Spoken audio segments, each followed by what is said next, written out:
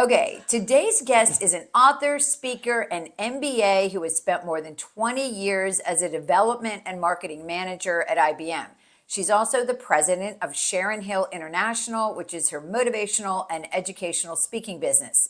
Sharon is a certified etiquette trainer who combines her passion for business etiquette, diversity in the workplace, and her MBA research on organizational behavior. She's recognized as an authority on American business etiquette for companies, universities, groups, associations, and individuals. And I can't wait to dig into that. Sharon, welcome to the program. Well, thank you, Amanda. Great to be here. So, I want to know everything. I want to know your whole life story. We have a mutual friend, John Mitterling, who just raves about you. Love so him. So excited to Yes. have you on the show today.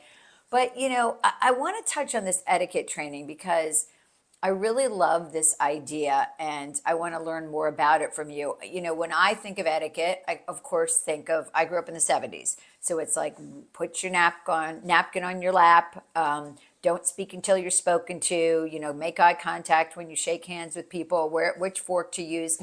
So what is business etiquette? I mean, I'm really fascinated by this, and how do you teach it?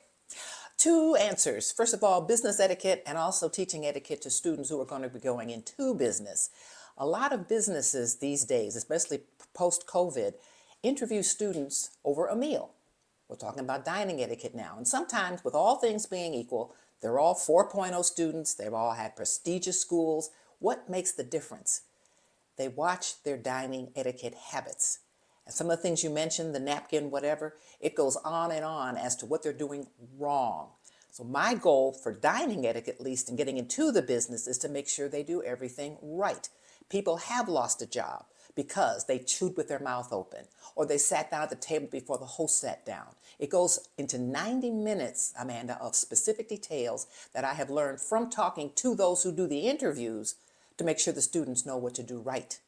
And then as far as business, we're finding that a lot of corporations hire these hotshot MBAs who are superstars but don't know basic etiquette.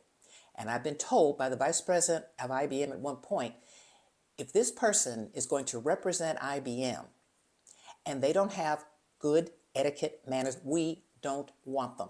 Clear as that, he told me. Ray Cockfield, Vice President, Global Diversity. We don't want them. I mean, it's like when you think about it, and I think maybe it may be a generational thing, right? That maybe we haven't been as strict about teaching these things over the years or the past, few decades. Right. And it's the red flags, right? And we all have them. When we meet somebody, we make an impression, right? Right away, you make an impression. How does that person greet me? Are they warm? Are they friendly? Are they sincere? And then we go to things like, what are they wearing? Are they making eye contact? What's their handshake like? There's so many things.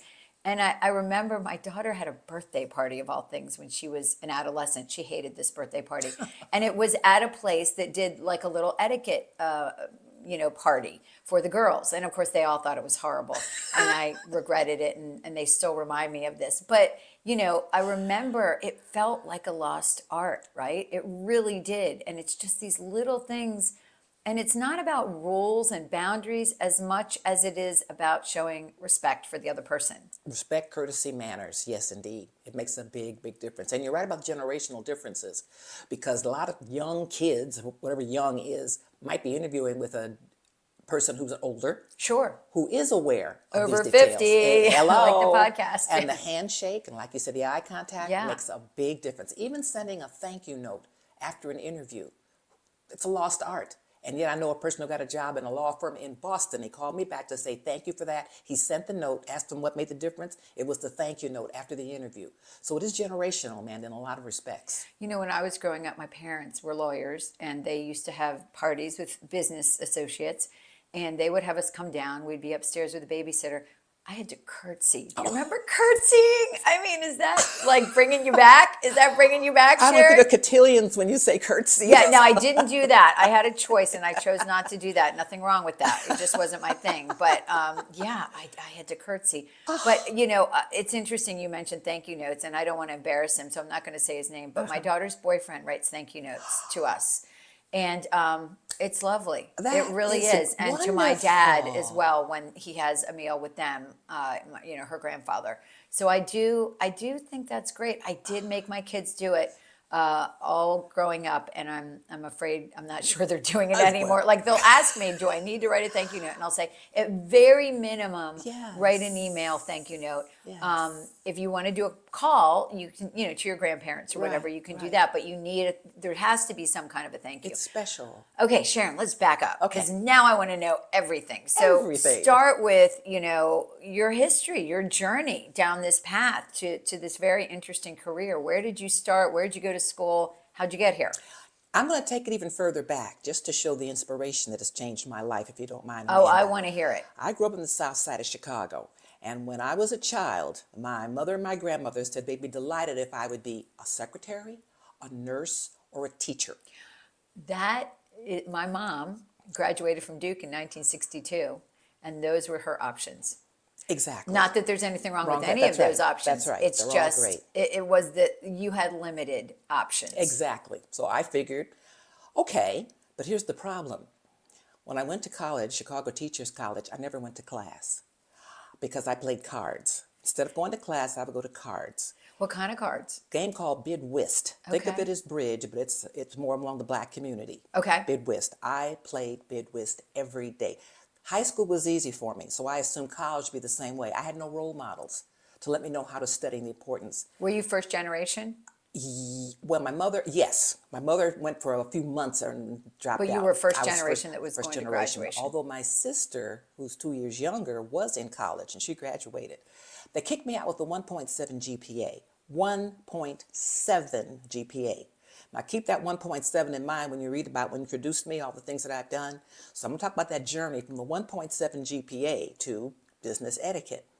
After discovering, oh my Lord, I flunked out of college. I won't be a teacher, a nurse, or whatever, or a secretary.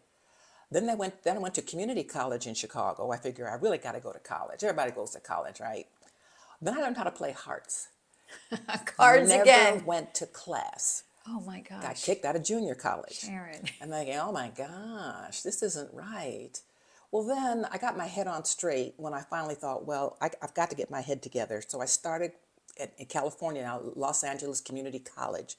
I've got to get my head on straight. I do not go to the student union. Do not play cards. Now that my head's on straight, I started getting good grades.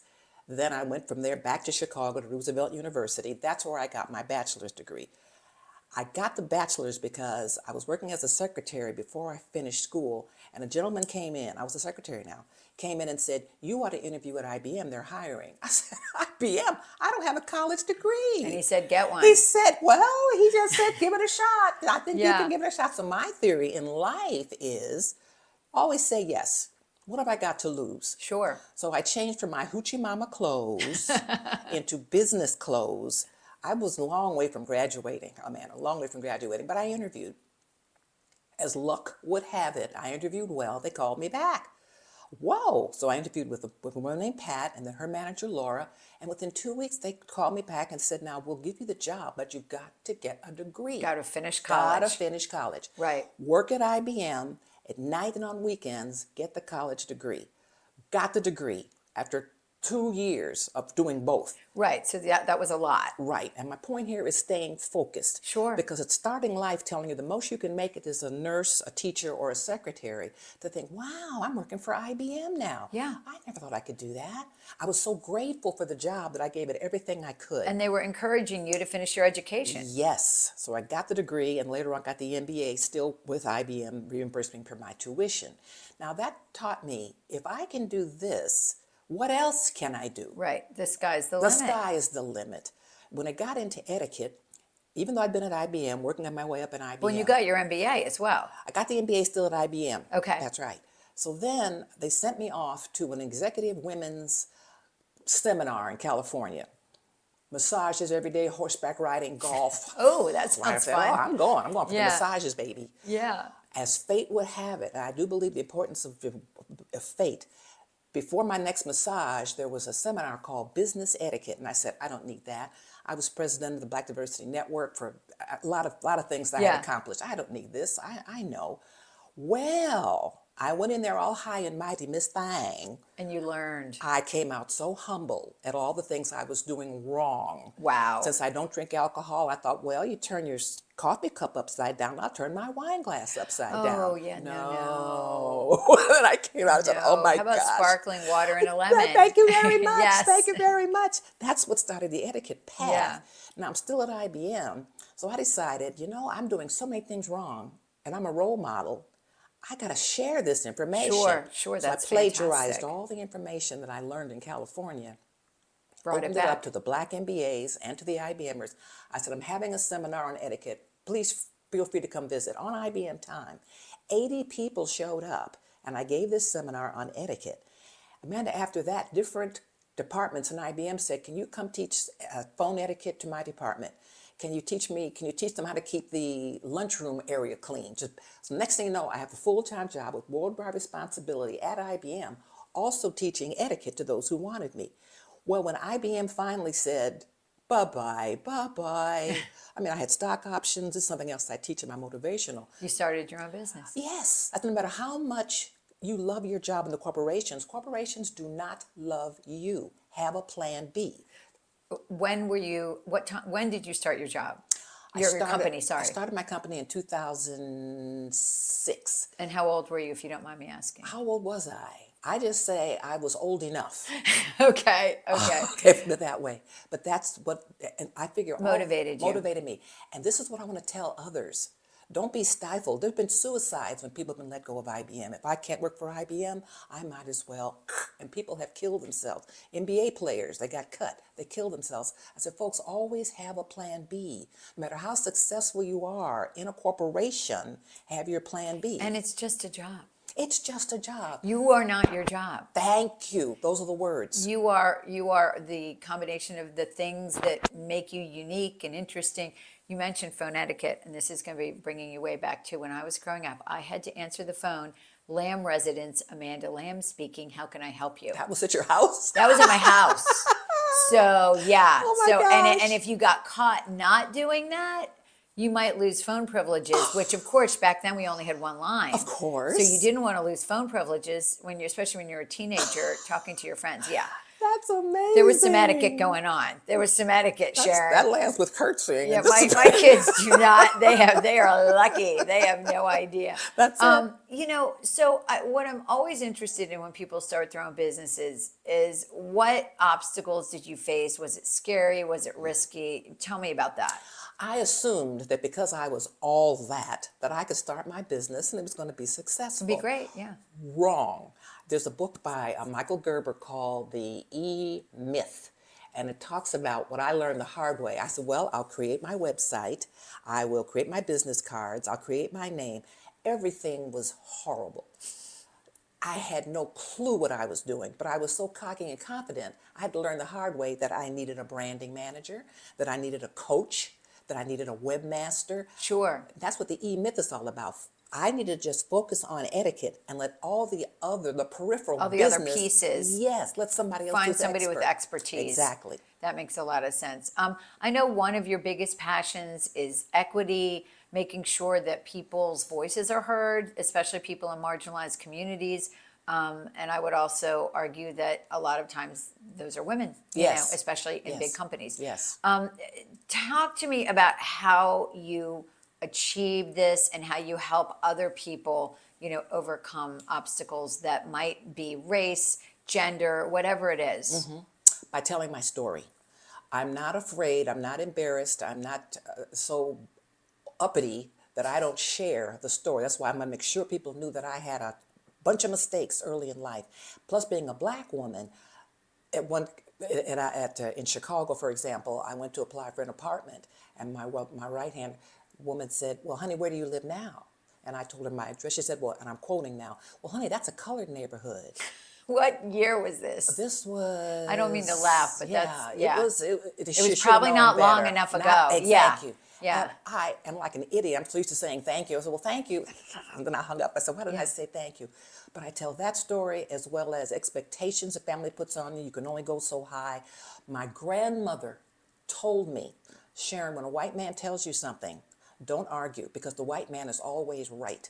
Right. Growing up with that kind of inferior thinking, I It had made it hard to challenge authority. yes, and I had to learn. That's why I love IBM so much because they taught us how to be professional women regardless. We had IBM in the south side of Chicago where the Muslims had a big house. They wouldn't let white people come in through the front door. But we also had companies where they wouldn't let black people come into the front door. So to answer your question, by my observations and what I had to overcome, I want to let other people know you're not alone. And Sure. I don't care what year this is, there's still a lot of bad stuff going on out there, especially from, it's Absolutely. getting worse. Yeah, and I will tell you, even as a white woman, we were told to listen to the white man. Unfortunately, that transcends color. It is a I did not gender. know that. It's a Oh, gender thing, girl. right? Yeah. Luckily, my mom was a lawyer, and my mom was pretty far ahead of her time in the 70s as a lawyer. But she also, I remember, back then the way they dressed, for example. I mean, she had to dress to the nines to go in a courtroom. She would never have worn a pantsuit. I don't even think I started wearing pants on TV until probably 2000. Yeah, Whoa. up until the 90s, we were still very much focused on dresses and suits. Oh, yeah. Really suits. We were Cool. dressing like men. Yes. We were wearing suits because that's what men That was wore. IBM. Yeah. We had to wear suits as well. And I think they still, especially in court, Oh, yeah. especially in federal court, yeah. women are banking, maybe another industry. There's still a lot of industries where women are still dressing very conservatively, wearing suits, things Right, like that. right. This podcast is about transformation, and it's about taking risks. It's about figuring out your passion, and really believing that you can change at any time in your life. We talk about women feeling stuck. We talk about women feeling invisible. We talk about women feeling irrelevant, and that's whether you have been home with kids, you're trying to get back into the workforce, or, you've gone through divorce, loss, addiction. There's so many stumbling blocks in life, so many hot coals, right? Oh, yeah. That we walk over. Oh, yeah. I mean, what kind of advice do you give to women who say, I feel stuck? Well, it depends on one situation. Well, not more than more than one, and that is what's their home life like? Because I've spoken to women who've left my room, my speeches crying, because they said, "But I have a husband, and if I try to do that, he's going to hurt me." If she exercises any independence, It's really scary. it's scary. So I'd be very careful telling people, "Now here's my recipe for your getting out of Sure, that mud." it's not one size fits all. Exactly, that's my point. It's Right. not one size fits all. But my story is always say yes. And the other thing about women and men in business, I've found, my studies have shown as well, if a woman is told, here's your task X, she'll say, how long does it take? Do I have any training? Who are my stakeholders? A man, yes. The man just says yes automatically. think about whether he's qualified. Exactly. And so we need more of the fake it till you make it. Yes, Yeah, fake it till believe. you make it. Okay, so I'm so curious. What are your top 3 etiquette things? Like the things that I'm already thinking like, have I done anything wrong today yet? What are the things that are kind of like red flags to you Yeah, when you yeah. see them and you're still going, I can't believe people are still Still doing that. Well, my biggest thing is dining etiquette, but I Okay. would say aside from dining etiquette, I gauge the handshake, and when Sure. I teach handshake, I can spend an hour talking about the importance yeah, of the firm. handshake. Firm handshake, don't go back and forth. Yeah. How Look in the men want to eye, look in the look in the eye. 1 hour handshake. Handshakes is number one. Number two, I listen for people who only talk about themselves. Sure. Trying to have a conversation, and I tell people, if you find yourself saying I, you're going to lose somebody. You should be talking 20% of the time and listening 80% of the time if you want to make a positive impression with someone. Now, if it's a casual conversation, that's fine. But if you're trying to make an impression, don't make it all about yourself. Listen. Listen and ask questions. And that's the great thing about being a journalist is that we get to learn that really early in our careers, and you can use it Exactly. in life, right? That's the whole point. And when you ask the questions, who, what, when, where, why, how, also use this formula for starting keeping a conversation. This is for introverts. FORM, F-O-R-M. Ask about family, organization, recreation, or motivation. Oh, I like that. Because Form. people say form. So, because people say, what do I talk about? I'm an introvert. I don't like to talk to people. So I give my presentations using form, and then I have everybody come to the room, and now using that technique, you can have a conversation going. You're looking for something you have in common. So in other words, don't like a drill Relate. sergeant. Don't say, and what is your name and where did you grow up? And blah, blah, Sure. blah. But if you can find what you have in common, then the conversation can get off the form and talk to each other as friends. And people like to talk Yes, about themselves, and they yes, like to yes. be asked questions because Yes. it shows interest. Exactly. Yeah, I mean, I even look at, checking out at the grocery store, right? They have had some training and they say, "How's your day going?" And I'm always like, "Wow, thank you." I love it. Doing Everyone anything agrees. fun this weekend? I don't know. It's a But yeah, conversation. it's good skills, And you'll meet people who just want to shut down. They don't want to answer at all. I right? said, don't judge them. My biggest point in life is you're always being judged. You're always being judged. That means also if somebody doesn't go along with what we're saying about having a conversation back and forth, don't judge him and say, well, he's an old curmudgeon. You don't know what that guy's life is, that woman's You life don't know is. the baggage they're carrying. Thank you. That's Which a has great way to happened put during it. that day. Yeah.